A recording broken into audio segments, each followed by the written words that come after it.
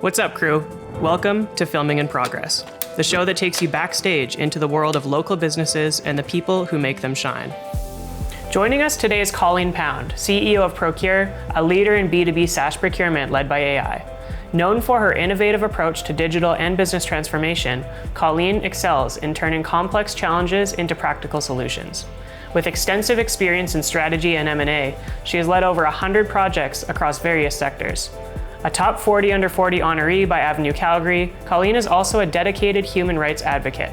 She joins us today to share her expertise in driving transformative change and unlocking new potential. Colleen, thanks so much for being here. Pleasure. You're 3 startups in. When and how did your entrepreneurial journey begin? I actually think my entrepreneurial journey didn't start with me. It started with my dad. My dad was a guy who had like a million jobs and never less than 2, like always a full-time job, and then always had his own company on the side. So I think my first employee entrepreneur experience was working for him in his like janitorial commercial cleaning business. So I learned the value of hard work and the ability to be your own boss and all those kind of things. For myself, it started in 2002 when I left industry to start my professional services firm, which was focused on corporate turnarounds, transitions, and transformations, and a lot of buy-side acquisition integration. And then it just kind of bloomed from there. When you were leaving industry, did you know that you were going to start, or when you got into the industry in the first place, did you know that that was kind of your path?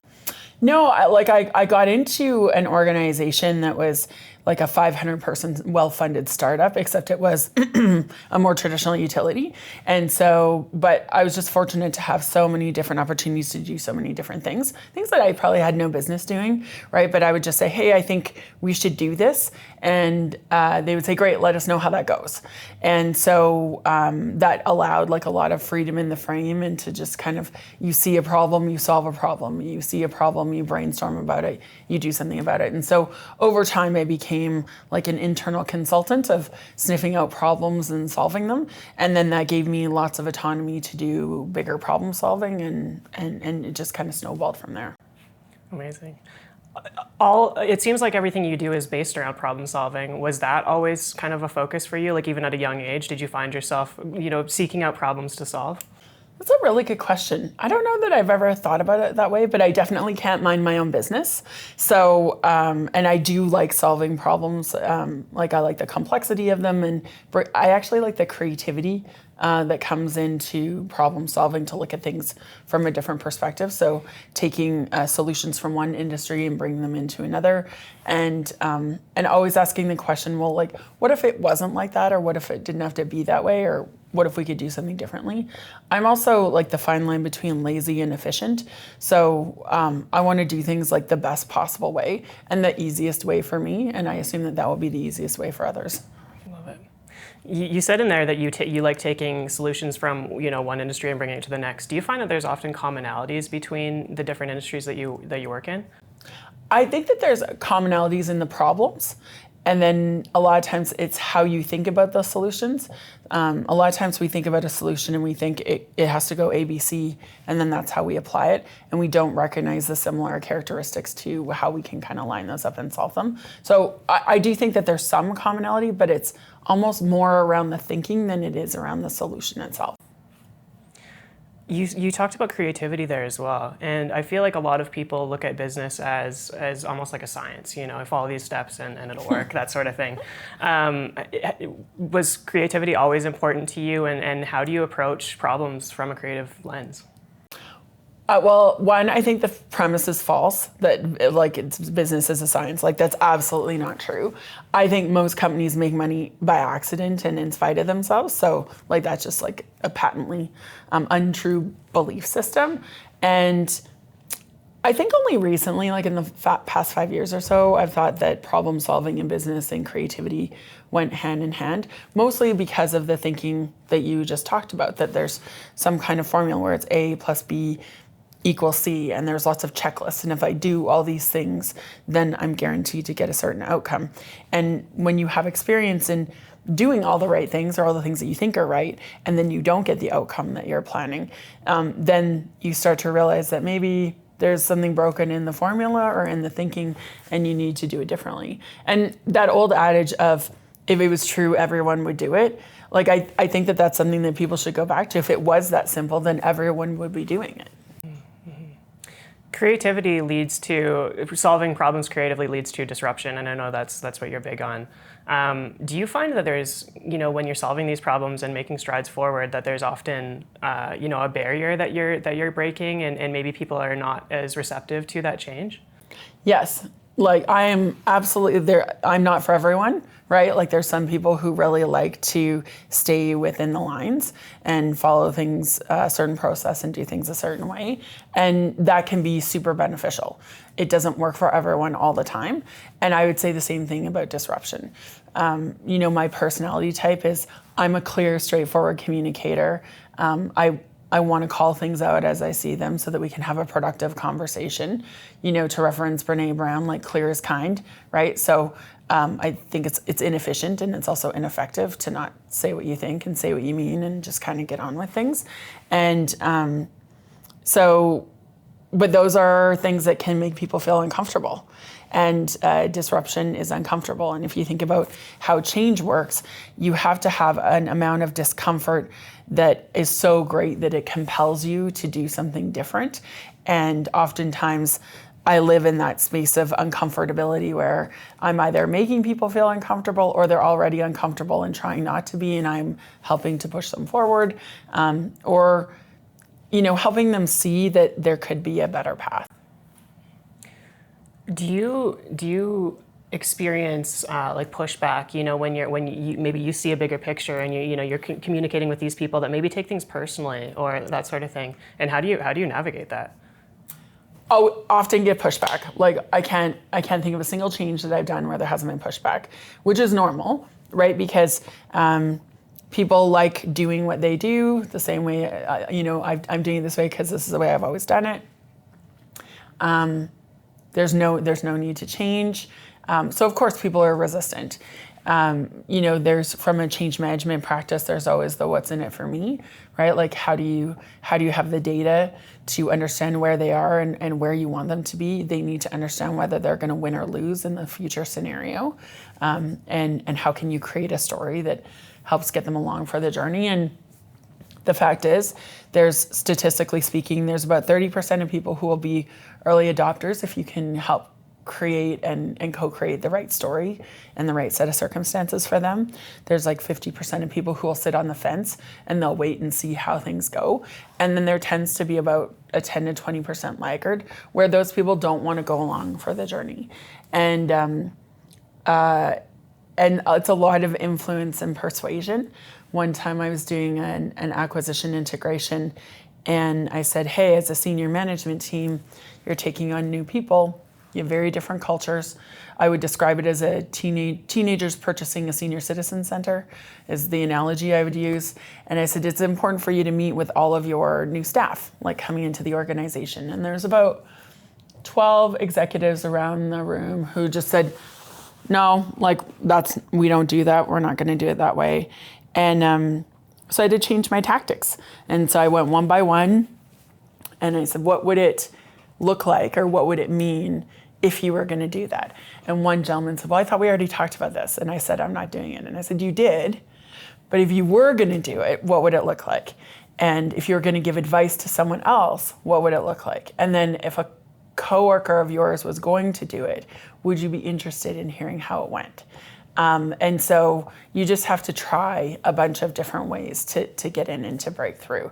And similarly, like in corporations, you have to look at the culture and speak their language in order to kind of make that breakthrough. It's almost like you're describing psychology a little bit, right? You're dealing with people that are come from different backgrounds, have different experiences, and trying to help everybody see the bigger picture. Does it feel that way when you're dealing with people, and trying these different tactics? It does for sure. I mean, before I left industry to go with my first startup, I was kind of like the internal corporate counselor. And that's actually a great pipeline for problems. If you want to know how to get problems in an organization, be a good listener and allow everyone to come in and tell you what's not working. Because then you get like an overall view of all the different opportunities. And then you can see which ones are maybe connected like from a root cause perspective, the frequency of which, how often they come up, the impact that they're going to have, which helps you to decide which problems are worth solving and worth solving first. But definitely the human component is most important when you're kind of driving through change in an organization. And I would say there's two components. People won't change unless they feel heard and understood and those kind of things. So it definitely is a people negotiation. Work would be easy if it wasn't for the people, right? And then the second thing is that valid data and free will is how you get people to make a change. And so they need to decide to make a change. You can't lead a horse, like you can lead a horse to water, right? Awesome. You've done a lot of your own projects. You have a lot going on. I know that you're on a lot of boards and that sort of thing. How do you determine what's important to you or the projects that you choose to take on? For board work, it needs to fill my bucket, my personal bucket in some way. So for example, I love the university. I believe in post-secondary education. I come from a long line of educators. And also staying connected to the university makes me feel young and that I'm always learning from young people as they're coming up. And I'm super impressed with all the things that they're learning and the way that they're applying things. And that just inspires me to learn more and to do better. Mental health is very deeply personal to me because my mom's mentally ill, and so I have some really good experience to offer in that scenario, and it's also very personal. So I think there has to be a personal connection of some kind from a values and belief system perspective in order for me to give my time, and I think that that's a good test for anyone who's looking to allocate their time. I also believe firmly in mentoring and giving back to the community and especially young people starting their career because I was fortunate to have people who did that for me. So it's very much of a pay it forward. And then you just have to be super passionate about what you're doing, which is kind of funny for an entrepreneur and a founder to say because we spend a lot of time doing shit that we don't like to do. And so, I believe in both things, that you should do what you love, and also you're not going to be able to do what you love all the time. The mental health side of things, it's so prevalent in business, I think. There's so many pressures and that sort of thing that force people into whatever, and it's very mentally challenging for a lot of people. What kind of work do you do as far as mental health is concerned?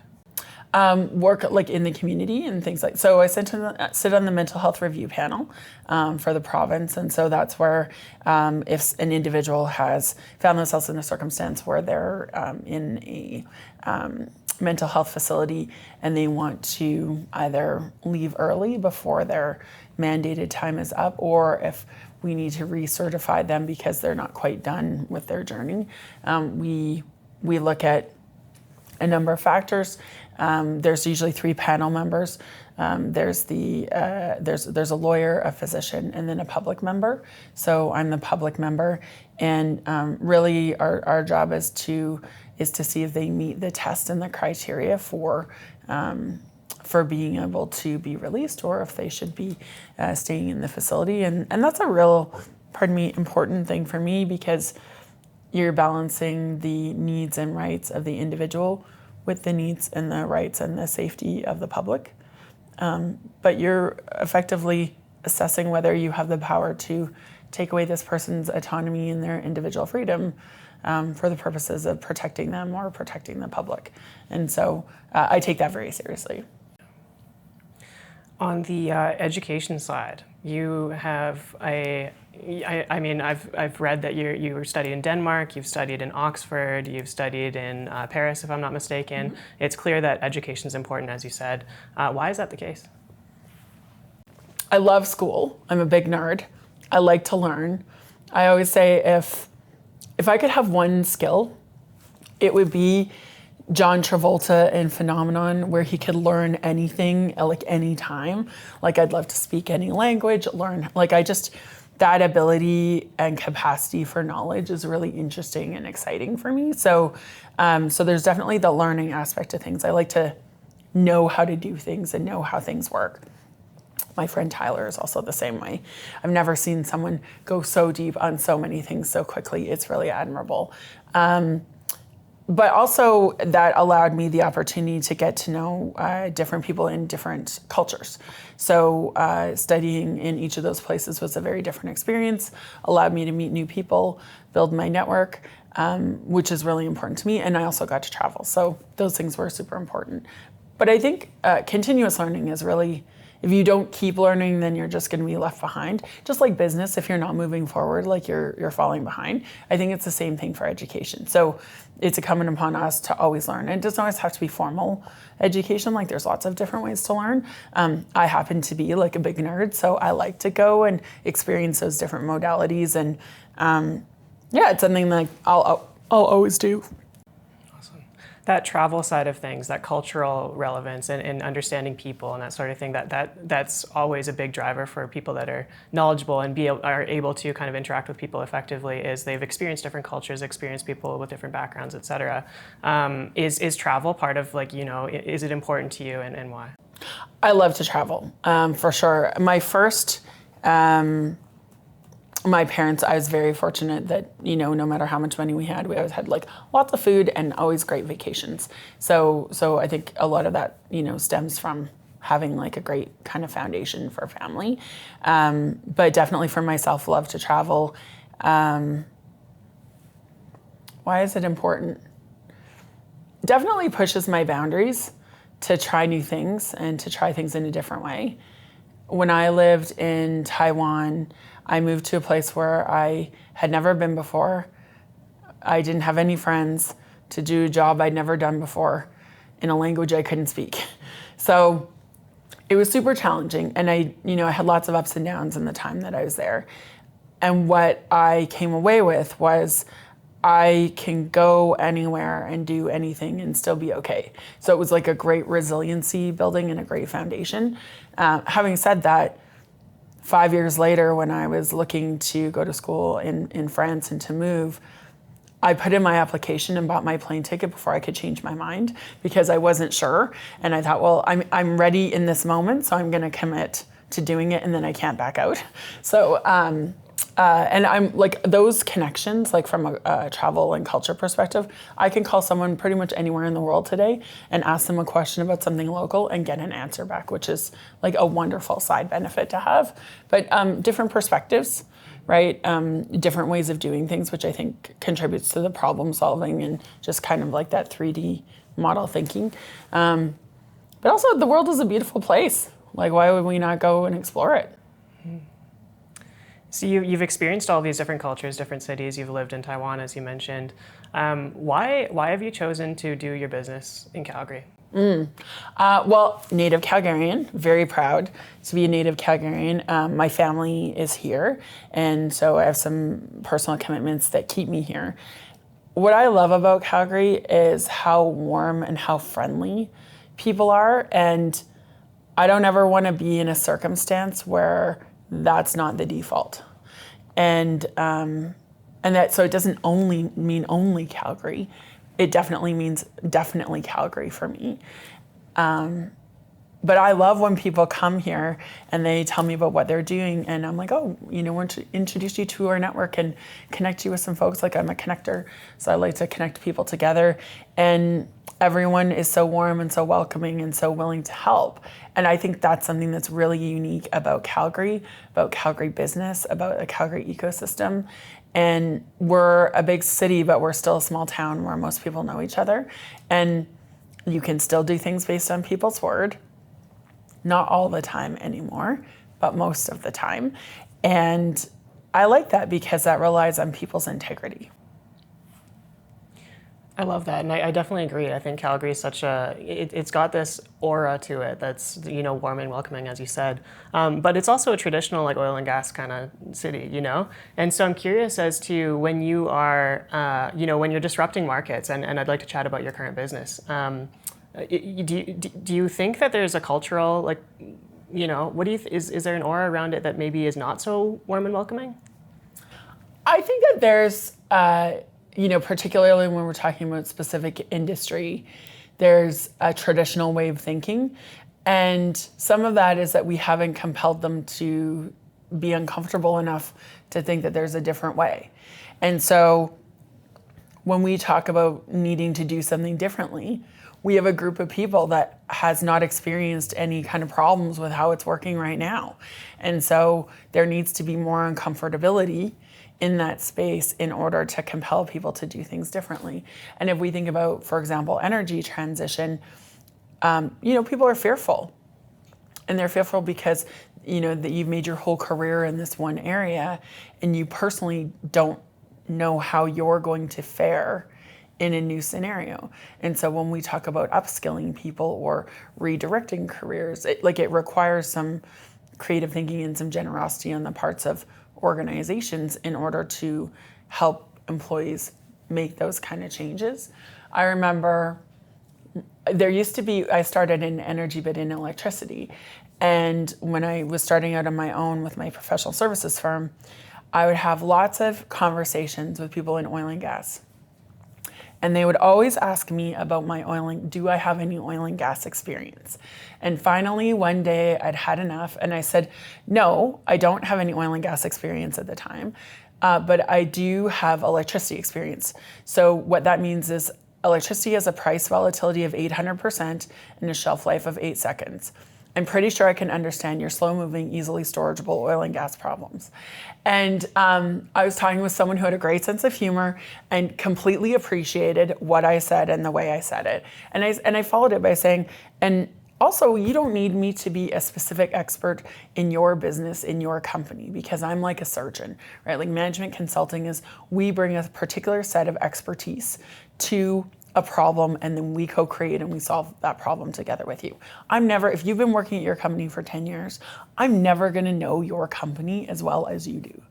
And that shouldn't be what we're trying to replicate because we already have that expertise in you. But it was a real moment to say, hey, yes, all businesses think they're special. All industries think that no one can possibly understand their complexity.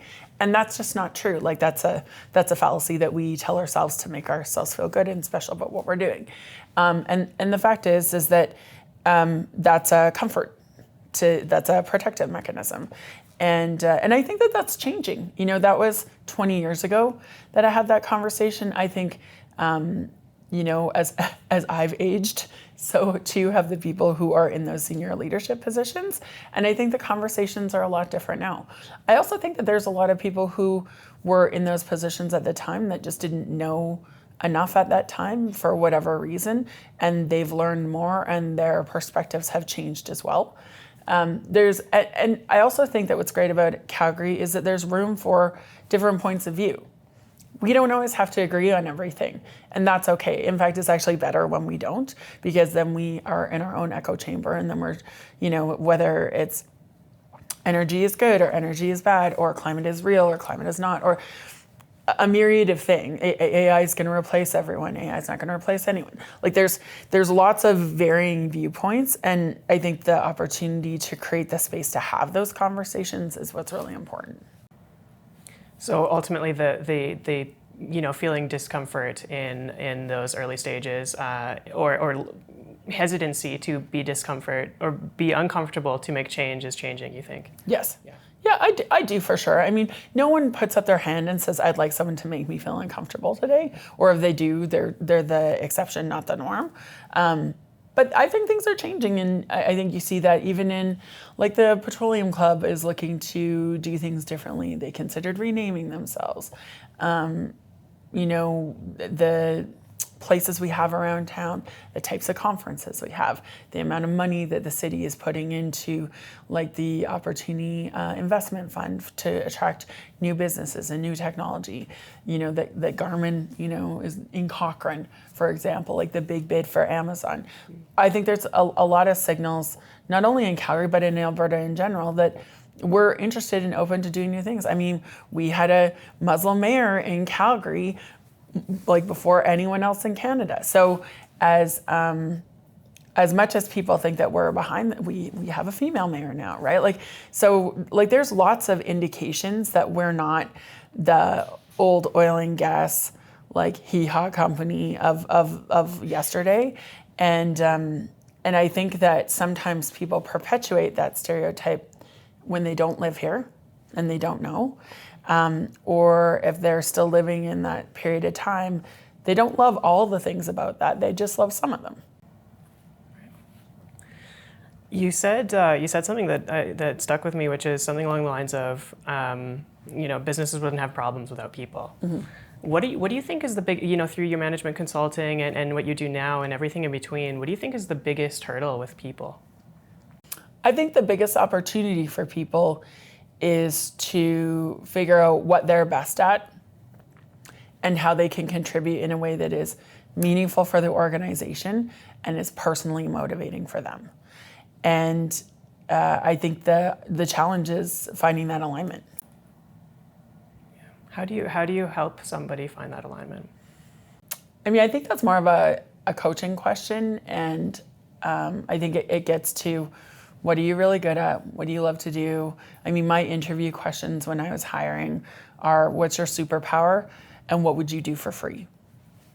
Right, to help kind of identify those things. There's a great book by Danielle Laporte called The Desire Map, which if you've been a mentee of mine or I've coached you, everyone's familiar with this book. I feel like I should get royalties as a result of it. Danielle, if you're listening, but the premise is we're taught our whole lives to do certain things in order to achieve certain goals or objectives, and the expectation that we're going to feel a certain way. You go to school, you buy a car, you buy a house, like all these kind of things. You're meant to feel a certain way, but you're hoping that those things are going to make you feel a certain way. And she kind of says, well, why don't we reverse engineer it and think about how we want to feel, what makes us feel that way, and then do those things. And it cuts out a whole bunch of that hope, which is not a strategy anyway, and that noise. And so I think understanding like what you are really good at, what you really want to do, what you really like to do, what you can be successful at, and then what's in the market, which is very much that Kiyagi, like that kind of the Japanese Venn diagram. I think that's always a good start. I think for people who are at different points in your career, if you look back in your own timeline and think about when were the times that you were happiest, and what were you doing and what were the circumstances? And then how can you pull from that and recreate that? That's also helpful. I absolutely love that question about what would you do for free? What are you ultimately finding out about that person by asking that question? It's what their values and beliefs are, like how they're internally motivated, also what they think they're good at. And by the way, like people can always think about what I wish I was good at or what I think people want me to believe that I am good at or should want to do versus what you really are. And so the what would you do for free kind of strips all that away. And if you're familiar with the 5 regrets of dying, one of them, the number one, I think, is I wish I would have lived a life that I wanted instead of the life that other people expected me to live. And so I think that question kind of strips away like a lot of the noise that can come up. Absolutely. Let's talk about your current business, but also how you found that opportunity in the market. Yeah, so PROXURE is a business intelligence, market intelligence, and predictive pricing and analytics platform. We're B2B SaaS-based. And I don't know, we're celebrating our 1-year birthday this month, so it's pretty exciting for us. And this is really an opportunity that was born out of conversations that my business partner, Chris, and I had around what kind of challenges do our clients face? What are the opportunities in the market? What's the white space? We have both built really successful careers on client relationships and putting clients first. And a lot of the technology solutions that exist today are not focused on giving power to the clients, but they serve the larger corporations. And so we started talking about, well, what's the opportunity to disrupt that, to do something different. We started out on a path of revolution, I would say, and we have meandered into evolution, because that's to your point about disruption and uncomfortability and change. People are more comfortable with evolution than revolution. And so so we started working on it a while ago, and then it was time to do a raise last year. And so I handed in my laptop at Deloitte and, just kind of began building the company. And really, when we think about the opportunity in the marketplace, it's huge. So from a strategy nerd like me, I want to know what's the opportunity, what's the white space, who are the competitors, how can we win, how do we need to be designed in order to sustain a competitive advantage, and all those kind of things. And what we bring is the deep domain expertise of professional services. Chris is a lawyer, I'm a consultant. I also have a great relationship with my lawyers because they always let me blackline my own agreements. I think I'm like a failed law student. Like I never went to law school, but I think I was harbored for a while, a secret desire to eventually go, which was satiated when I went to Oxford. And my dean talked me out of coming back to do that.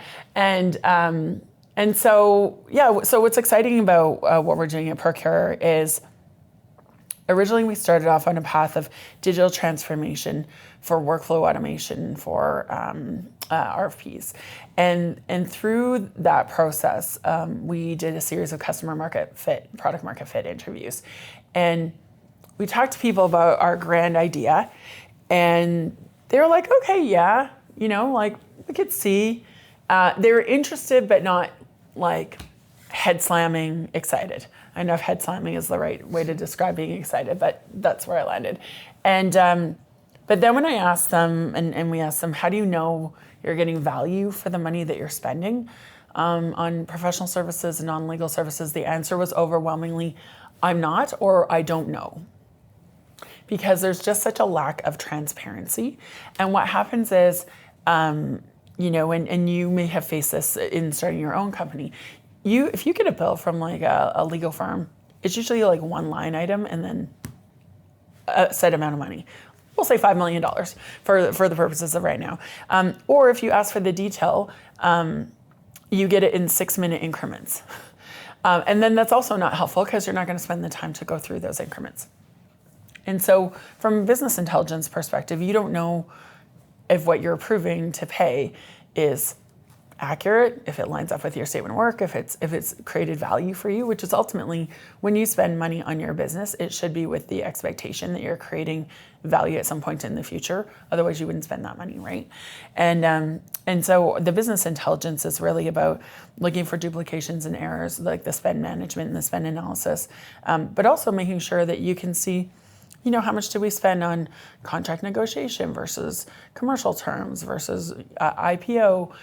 It gives you some insight into how much time and energy is being spent on that work, who's doing that work, like what level, what kind of rates are being applied, what discounts, those kind of things. So that's you get to know your own data, which I think is really important. Just like we say from an audit perspective, good controls are good management. Knowing your data is part of knowing your business.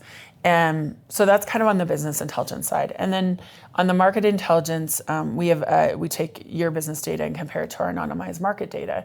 And then so you can see where you sit in the market and what you're paying. So if I'm your service provider and you love me, do you know that I'm giving you a great price? You trust me. You like the work, but you don't really know. You're just assuming that you are.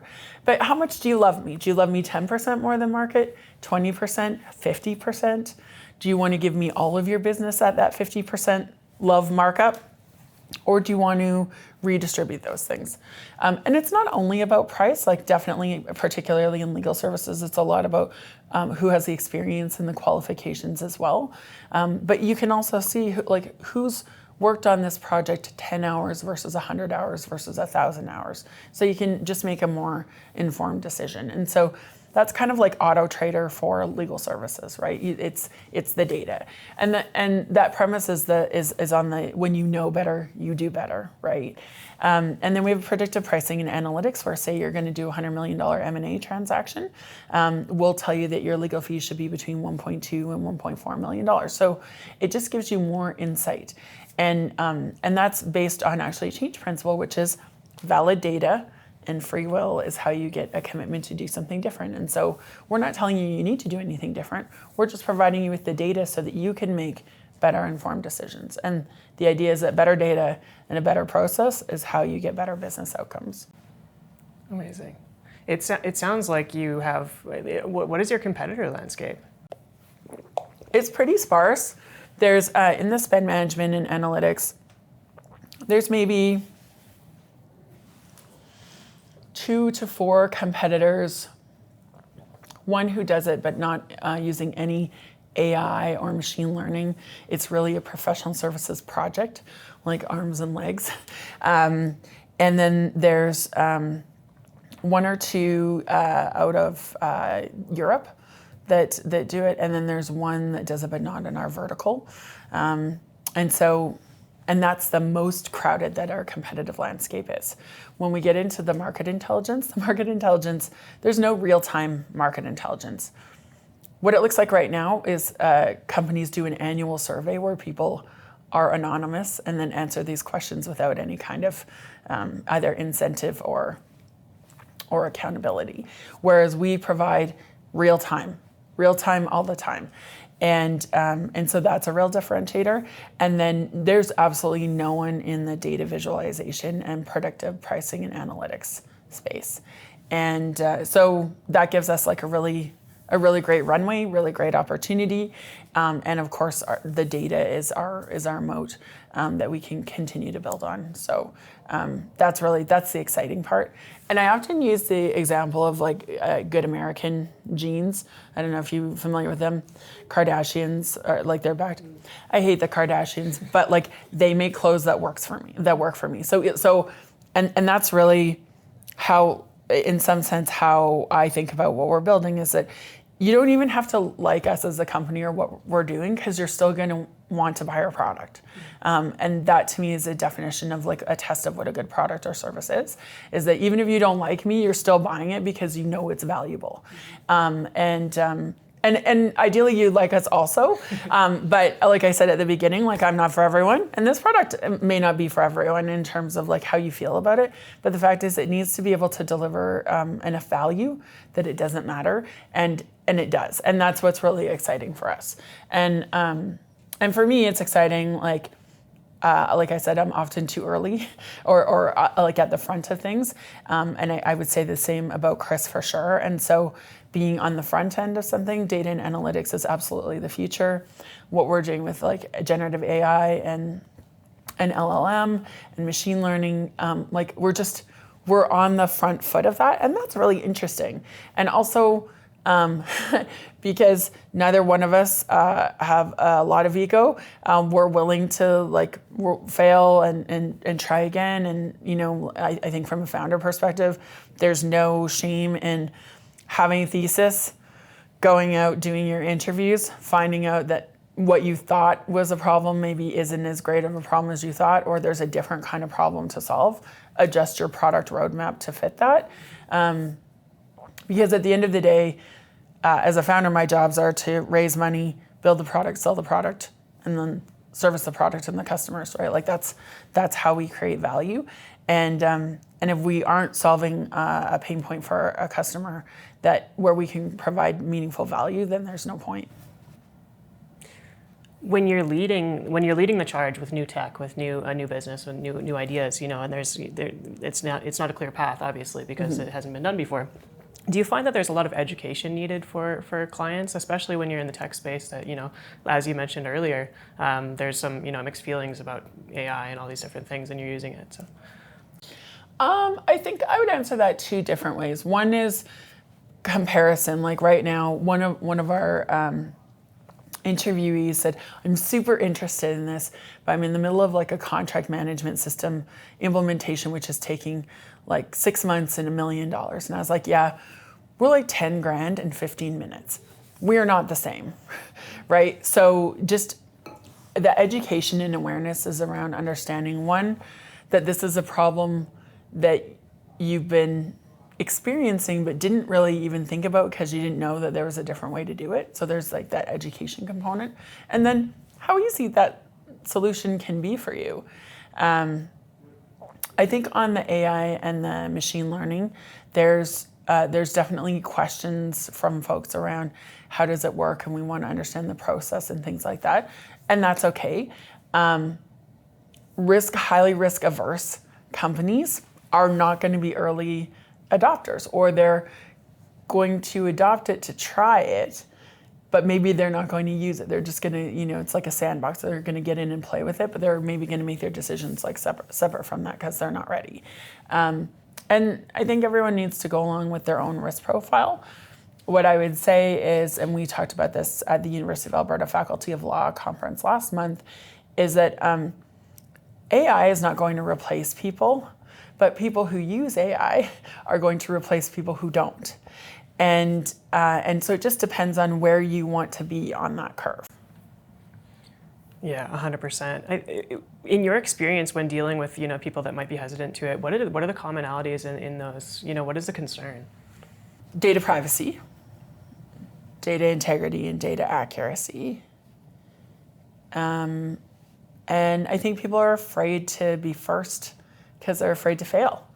I'll use an example that's completely different from AI, but about 5 years ago, I was talking with a tech group, and one of the gentlemen ran a company that says, hey, we can have a machine do our welding 24/7. No downtime, no overtime, no exposure for HSE or any kind of injuries, but they hadn't done it. Why?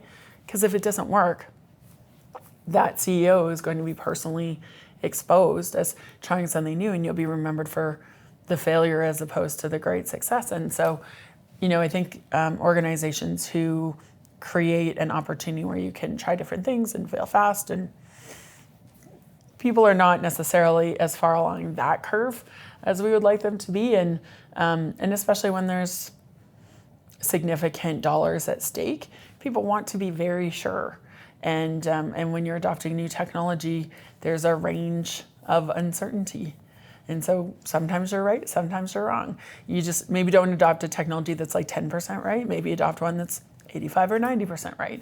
And then also you have those caveats that come along with it, right? So ultimately, at the end of the day, it's still humans making a decision, but you're doing that on a foundation, a more educated foundation of data.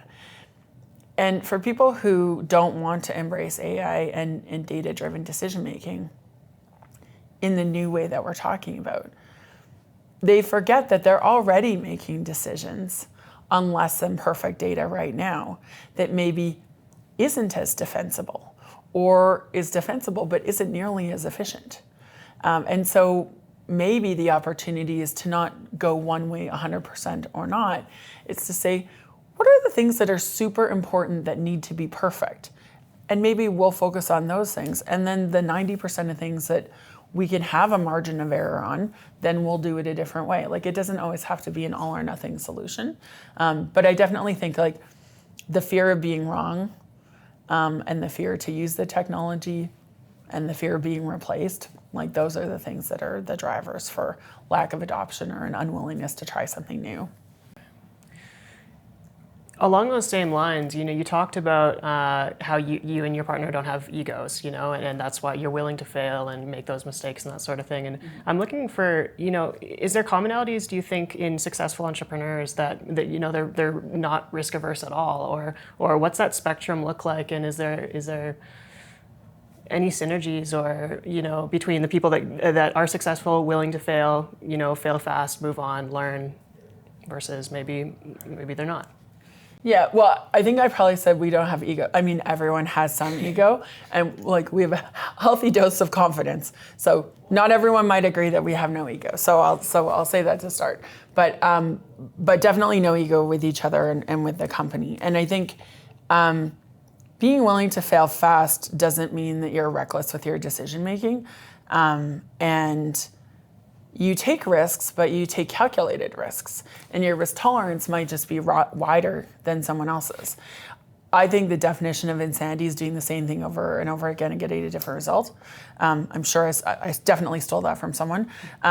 But also making the same mistake over and over again is also insanity. And so it's okay to make mistakes, just don't make the same mistake over and over again, right? Like, so make a mistake and build and move on for it. So I think my comment would be, like, let's not throw caution to the wind and it's like the Wild West and go and do whatever you think strikes you in the moment, because that's like ridiculous also. But be clear in your convictions in terms of what you want to do and why you do it, like what's your North Star, and then be prudent about how you're evaluating the risk, and understand what your risk tolerance is, and find other people who have a similar risk tolerance. Because I think anytime you have a misalignment of expectations or misalignment of tolerance is when you get into those kind of challenges. And I think that there are founders who have been successful on every piece of the spectrum, from very risk averse to, not being risk averse at all. It just depends on those individuals. But I think, where you have a high concentration and the highest probability is people who have some specific domain expertise, and then they have a margin that they're willing to play with. Like getting your logo wrong is okay. Having a massive data breach is not. Knowing what risks are high impact and high probability, I think and then what are you going to do to mitigate those? Like, I think a good risk management approach from a founder perspective is important. Absolutely. Do you think there is a universal trait or something that's extremely common among any successful founder, or do you think everybody carves their own path and they could be completely different? Resilience, I think, is definitely a trait among all founders, all entrepreneurs, because even if you've experienced incredible success in a really short period of time, it is not like a hockey stick. It is definitely like an up and down roller coaster ride. So I think resilience, you need a healthy dose of self-confidence and some folks around you supporting you and picking you up and being your cheerleader and things like that. And I think a passion alone won't get you there. Right? The ability to make good decisions. Entrepreneurs and founders, anytime we languish in decision making, you become that flat squirrel, right, in the middle of the road. So I think there's lots of attributes that entrepreneurs and founders have in common, and I definitely think the foundation is resilience. Being now in your third startup, what do you think, or what has been the hardest thing you've ever had to deal with in entrepreneurship? When you're early days, working with friends can be a great opportunity and can be super challenging. And so the communication, I think, is really key in being able to have good, candid conversations, often and frequent and respectful. I think that's both the opportunity and the challenge always, especially because when you're in a startup, like, no one's getting paid. It's really like you're managing a volunteer organization. So I think that's definitely one. And if you've ever seen the Far Side cartoon where the guy's carving his way out of a tunnel and there's like an inch left between him and freedom, and he's like, I think it's too much. Like, I think all founders have felt that at some point in their life, where you're so close, but you don't know how close you are. And so the willingness and energy and enthusiasm to keep going. Because, like I said, when you're riding that roller coaster, at some point, like, unless you are totally insane, you have questioned your own decision making and been like, what am I doing here? And you can have all the data that says you're hitting your milestones and you're doing the right things, but at the end of the day, you can hit a snag on a day and think, you know what, like, life was easier before, or I could be doing something different. I mean, I get asked that a lot because I am further along in my career than a lot of founders and startups. So it's like, well, why? I had a client a couple weeks ago, well, why are you doing this? Like, you could be doing so many other things. I was like, well, I actually believe in what we're doing, because for us, at the end of the day, we're going to change how things work by enabling our clients to change how things work. And it's going to enable clients to get the right people at the right price, with the right experience, and deliver the right kind of value. And so we're really an enabling platform, and And so like that's personally what gets me really excited. And the ability to do something first that's not been done before, to do it in a city that is growing in tech and in AI. I mean, in Alberta, we've got like the AI Center in Edmonton. We've got some really good founders here. We have a burgeoning ecosystem. We need a couple more unicorns to exit and then reinvest in the system. And I also, like from a female leadership perspective, that's also important to me. We are not as far ahead, both in Calgary and in Canada, when it comes to female founders, female entrepreneurs, females in tech, female funding. And someone asked me a couple weeks ago, like, how's the female funding? And I was like, what female funding? There's no female funding until you get to like seed Series A. And so I think there's still a real gap in the market when it comes to like pre-seed seed funding for women. And I don't think that that's very well understood as a problem, or we don't have a solution as to how to solve it yet. And so I'd like to eventually be part of that solution as well. So there's lots of opportunities to continue to be first and continue to do things differently in a way that is helpful for people and also creates some business value along the way. As far as the women in business is concerned, what can the average person do, and what is necessary to move the needle forward? So specifically on pre-seed funding, I think connecting with folks like Danielle Graham at Firehood, or getting involved with the 51, those are two really good places to start. Become financially literate. So the Financial Feminist Investment Lab, a lot of people don't know how to invest or how to get started as an accredited investor. You can participate in a roll-up fund, which means that you don't have to be sitting on bags of money, and that you can contribute like $1 to $5,000. Startup TNT also has, there's like, I think a 5K entry. So you don't need a lot of money in order to be able to participate. But I think the first step is getting educated yourself as an investor, understanding what your own risk tolerance is. And I had this when we were doing our friends and family pre-seed, where people were like, well, we want to help you, we want to invest. And I said, well, you can invest and you cannot. And they said, why? And I said, well, because you can afford to lose that money, you cannot. And that's part of being a responsible investor, but also a responsible founder is we plan on being successful.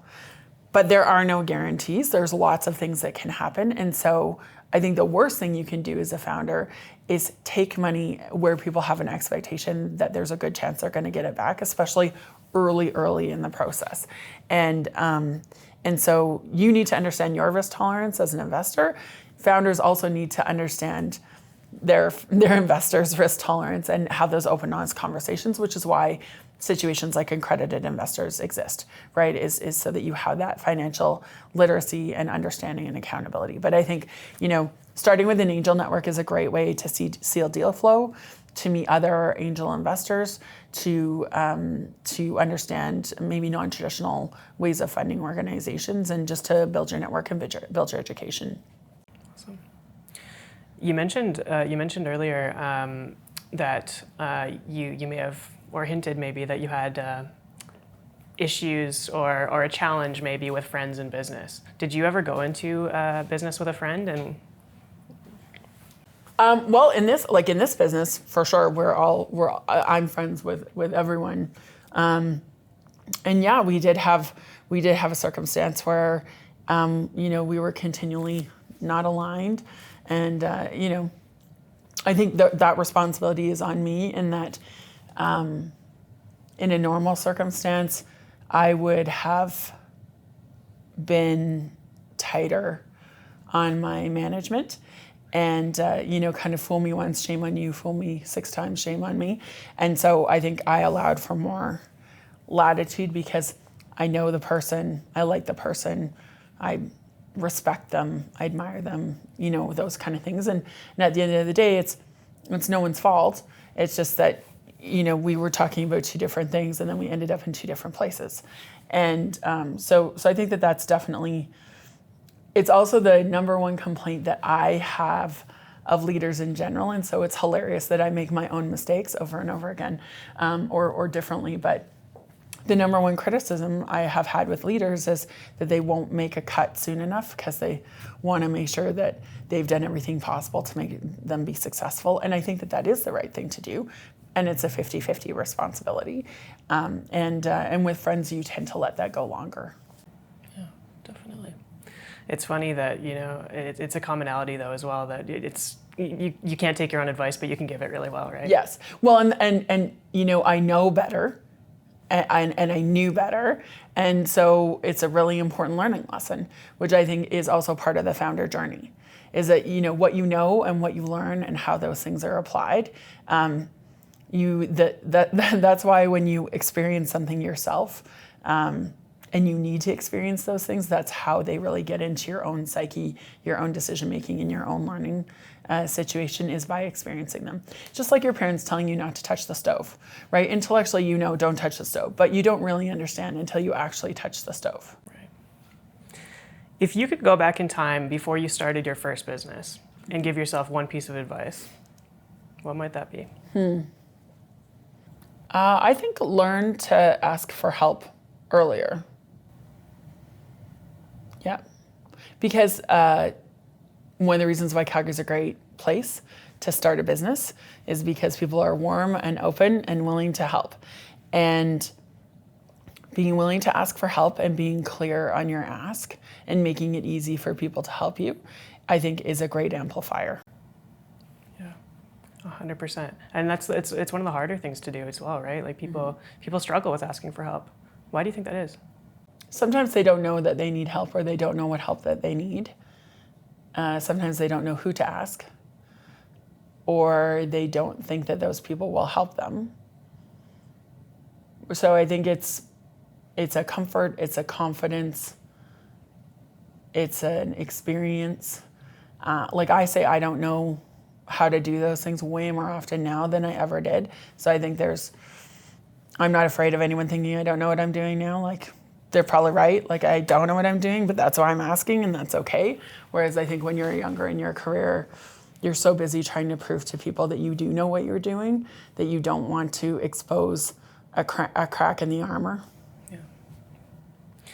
Yeah. With everything going on, you like we talked about earlier, you have a lot of different commitments and that sort of thing. How do you choose to manage your time? I love a good schedule. Calendar doesn't drive everything, but it definitely helps.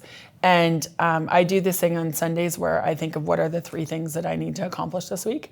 And if I only accomplish these 3 things, it will be a win. And so the lion's share of my focus that week is on those 3 things. And sometimes what that means is I will cancel other things that I have going on. Hopefully not last minute, but same week. Like yesterday, I canceled something for today because I was not done what I needed to get done. And so I think being clear on priorities is super important. On a personal note, I will say putting yourself first is something that founders and entrepreneurs forget. And it can go in waves, like ebbs and flows. But I had an experience maybe 15 years ago where I was in the middle of a big deal. I was also in the middle of buying a house, and I had a phone call that I needed to go to the hospital like right now. One of my family members was being taken there, and I had all my financial documents spread out. I'm with my builder, I'm with my banker, and I just said, I have to go. I'll see you guys later. Let me know how this works out. Like, I don't care either way. Like, I know what my priority is, and I'm leaving. And so I think being super clear on your priorities is the key to time management, and everything else is easy after that. That clarity that comes from being clear with your priorities, was there ever, a scenario where maybe you weren't clear, and that's kind of what drove you to be clear now? I burned myself out in 2010, 2011, when I had both companies going, like first startup and second startup. And within the first startup, I was like doing business development and QA and marketing and the bookkeeping. And then I also had 2 major clients that were going on at the same time. And then I was launching that other company. And so I wasn't putting myself first. And entrepreneurs think that they're superhuman and we don't need any sleep. And that's true for periods of time. Like you can do 20 hours a day for 4 to 6 months. But it wears on you over time. And so if you've ever seen that cartoon about the person saying, hey, doctor, I can't work out at the gym for an hour a day because I don't have time. And the doctor says, well, do you have time to be dead for 24 hours at a time? That's kind of like you do need to put your own oxygen mask on first. And so we don't always do that. However, it does need to be a priority that if you're not healthy, then you can't do anything else. And so for people who take their health for granted, that can be a rude wake-up call. Where can we send people to follow along and to continue to follow your journey? So find us on LinkedIn. We're PROXURE.io on the web. We just recently launched our new website. Still has some bugs. It's better than our previous version and not as good as we want it to be. So we happily accept all kinds of questions and feedback on that. Connect with me on LinkedIn. Call me, email me.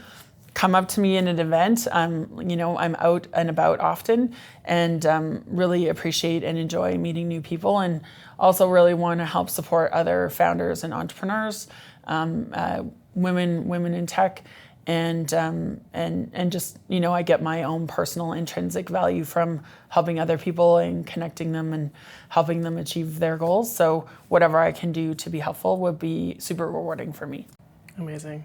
Yeah, it's clear that you're passionate about people and helping, and I'm so grateful for your insights today. I'm sure there's so much for everybody to learn, so thank you so much. This went by so fast, Aiden. This is wonderful. Thank you so much for the invitation. It was great. Really appreciate your time.